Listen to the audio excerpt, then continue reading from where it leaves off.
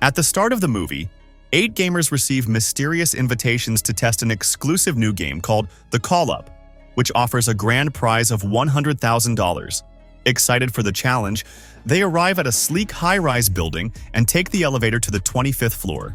A robotic voice welcomes them and instructs them to sign in, store their belongings in lockers, and change into tight motion capture suits. As they suit up, tensions rise. Adam struggles with the tight fit. Carl's scarred skin catches attention, and Andre casually mentions his military experience. Once ready, they step onto a scanning platform and say their usernames. The system gives them advanced VR gear that attaches to their spines, offering a level of realism Adam thought only the rich could afford. But things take an awkward turn when Zahid notices his username, Terrorist, is displayed on his suit. Feeling uneasy, he tries to leave, but the door is locked. With no way out, he hesitantly stays. The training begins, and their surroundings change into a hyper-realistic, war-torn city. Their outfits turn into military uniforms, and even their tattoos disappear. Soon they meet their drill instructor, a strict sergeant who shouts commands like a real soldier. A quick test proves he is just an NPC, but his presence feels disturbingly real. Their first task is weapons training. The guns may be fake in real life, but in the game, they feel completely real, right down to the weight and recoil. The sergeant shoots at 2 players, making their armor vanish. He explains the rules. 1 hit removes their protection, and without armor, they are vulnerable. Each player has 1 serum to heal injuries, but that's it. The goal is to reach the ground floor while defeating enemies. Those who survive win the prize. Andre, using his military experience, takes charge. The team moves carefully, staying behind cover as they clear rooms. Their first enemy appears, a heavily armed terrorist patrolling a hallway. While most of the team panics, Andre reacts quickly and takes him down. The robotic voice announces their first victory, stating that level 25 is complete and all points go to Andre. They check the body and realize it's just another NPC. When they try to take the stairs, they find out there's an electric trap that will shock them if they try to leave before completing the level. With no choice but to continue, the group moves to level 24, where they find better weapons. This time, Marco leads, confidently taking out the first enemy. The rush of victory sets in, and soon, everyone joins the fight, dodging behind cover and eliminating enemies with growing excitement. As the game goes on, Adam wastes all his bullets without hitting a single enemy.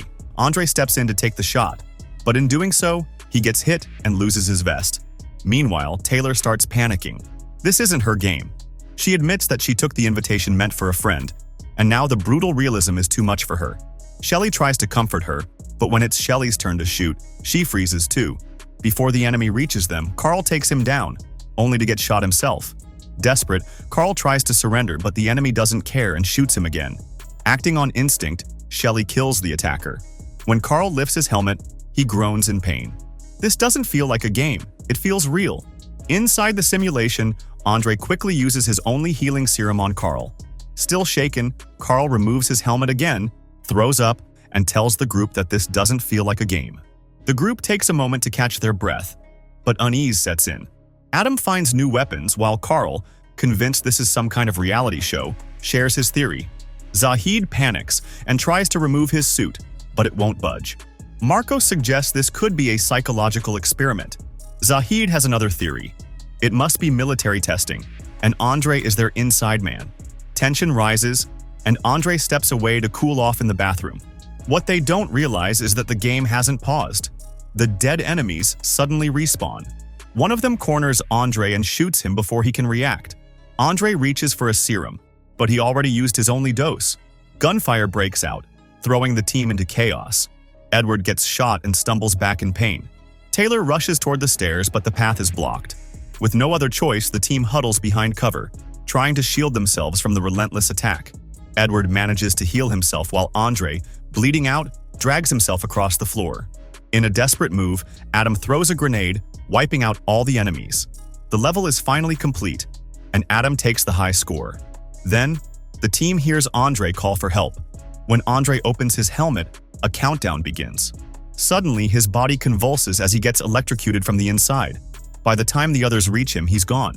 Shelly tries CPR, but it's useless. The voice simply announces the next level. Now terrified, the players refuse to continue. That's when they notice something chilling. Real blood on the floor. The helmets aren't just keeping them in the game, they're controlling them. Desperate, Zahid grabs a fire extinguisher and suggests a test.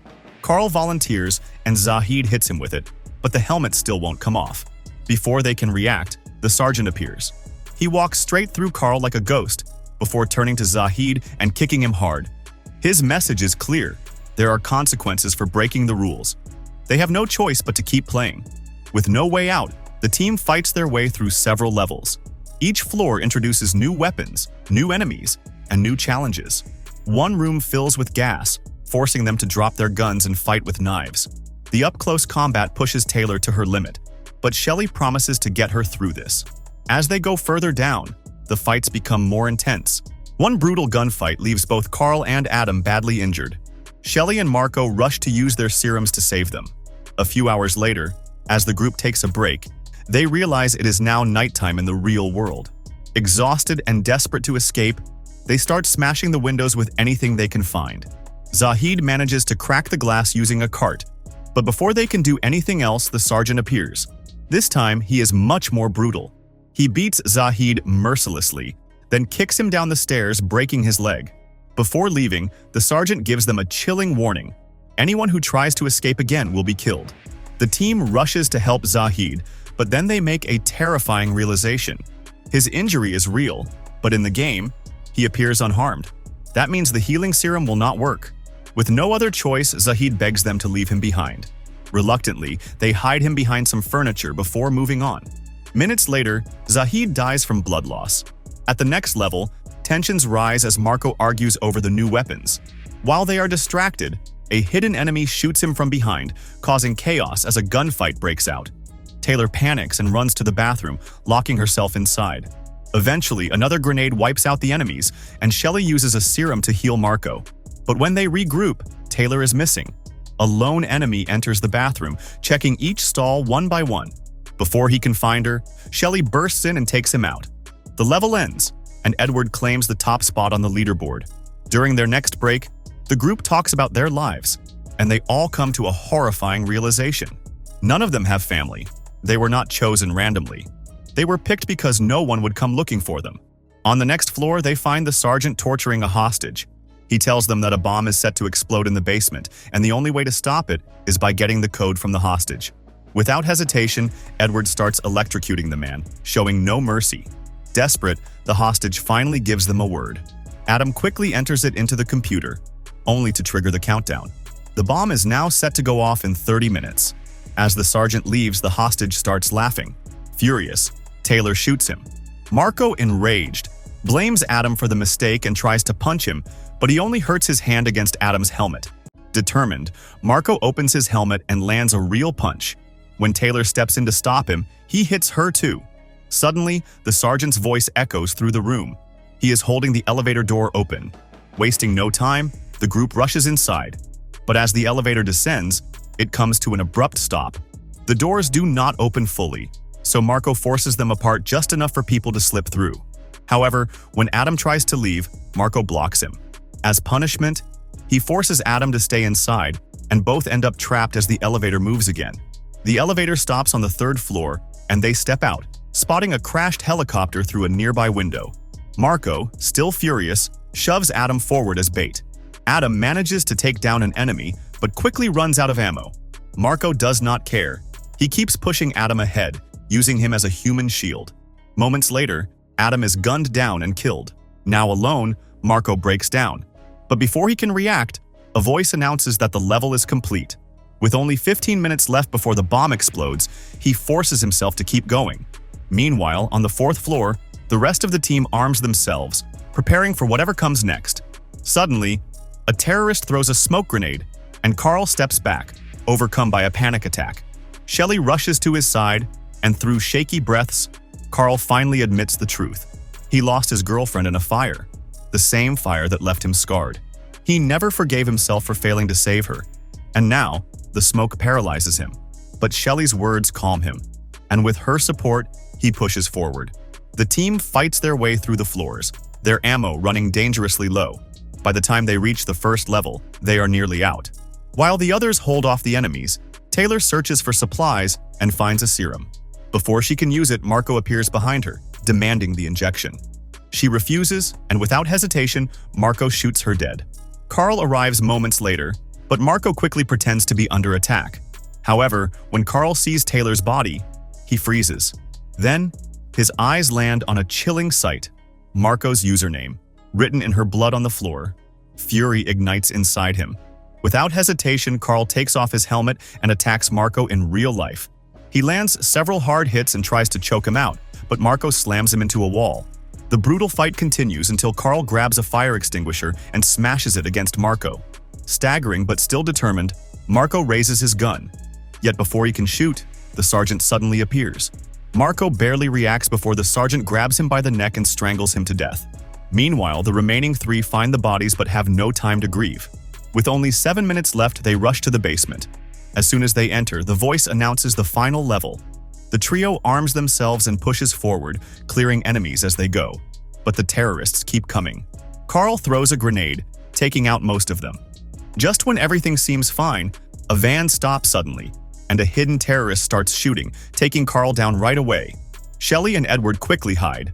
Carl struggles to reach his serum injection, but Shelley hears the countdown. Only 2 minutes left. She runs toward the bomb but gets shot before she can reach it. Even though he is badly hurt, Carl crawls to her and uses his last bit of strength to heal her wounds. With his final breath, he tells her to finish it. Edward, now full of determination, grabs a bazooka and takes down the last enemy. He rushes to the bomb and stops it just in time, with only 1 second left. The sergeant walks in, clapping and congratulating them. But something feels wrong. As he speaks, Edward starts repeating his words at the same time, revealing a shocking truth. He has been working for the company all along. Suddenly, the simulation ends. A group of men in black rushes in, puts Shelley to sleep, and begins cleaning up. They remove the bodies, erase all evidence, and the game server deletes all player data before shutting down completely. By morning, she wakes up in her regular clothes, disoriented. Edward, now in a suit, oversees the cleanup. He gives her a bag of cash, but when she warns him that she will go to the police, he only smirks, telling her that no one will believe her. Before they can sedate her again, Shelley fights back. She injects one of the men, snatches his gun, and shoots out the parking lot lights. As chaos erupts, she moves fast, taking them down one by one. As Shelley steps outside, Edward begs for his life, but she doesn't hesitate. She shoots him without mercy. Then, without looking back, she walks away, leaving the money behind, and that's how the movie ends. If you enjoyed this recap, don't forget to like the video, subscribe for more, and let us know in the comments which movie you'd like us to cover next.